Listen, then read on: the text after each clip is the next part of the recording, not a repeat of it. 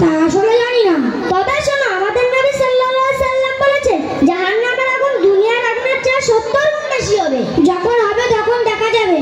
আচ্ছা, তবে এক কাজ করো, ইটভাটার আগুনে 5 মিনিট পা দিয়ে রাখো তো। না, তা আসলে পারবো না। তুমি আমাকে এত বোঝাতে এসো না তো। আসলে শয়তান তোমাকে মাকড়সার জালের মতো ঘিরে ফেলেছে। তোমাকে দিনের পথে ফেরানো খুবই কঠিন। এত বকো না তো। আমি নামাজ পড়ি আর না পড়ি, তুমি কি আমার কবরের হিসাব দেবে?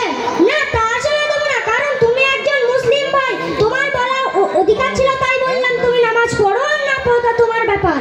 আচ্ছা তৌফিক ভাই, তুমি যা বলছো সব ঠিক বলছো? হ্যাঁ, আমি অবশ্যই ঠিক বলছি। আমাদের নবী সাল্লাল্লাহু আলাইহি সাল্লাম বলেছে বাইনাল আব্দু ওয়া বাইনাল কুফরি তারকুস সালাহ।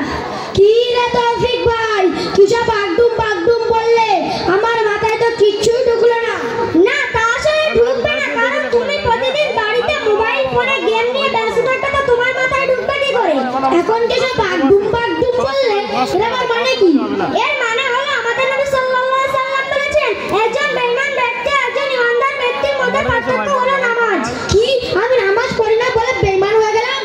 না, তা আমি বলিনি। তবে হানাফি মাযহাব অনুযায়ী তুমি ফাসিক ও বড় গুনাহগার হবে। আচ্ছা, আমি কাল থেকে আর নামাজ কাজা করব না। আমি কাল থেকে তোমার সাথে নামাজ পড়তে যাব ইনশাআল্লাহ। আরে কাল করো না তো। কাল যদি তুমি কোনো কাজে জড়িয়ে পড়ো, তোমার নামাজ পড়াটাই হবে না। আচ্ছা, আমি আজ থেকে তোমার সাথে নামাজ পড়তে যাব ইনশাআল্লাহ। তুমি তো নামাজ পড়তে যাচ্ছ, সূরা ফাতিহাটা পড়ো তো।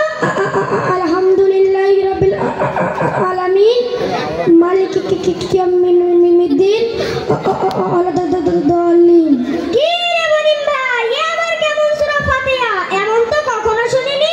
কেন, আমি কি কোনো ভুল বলেছি? হ্যাঁ, তুমি অবশ্যই ভুল বলেছো। তুমি যদি সঠিকভাবে দোয়া কালাম সূরা কেরাত শিখতে চাও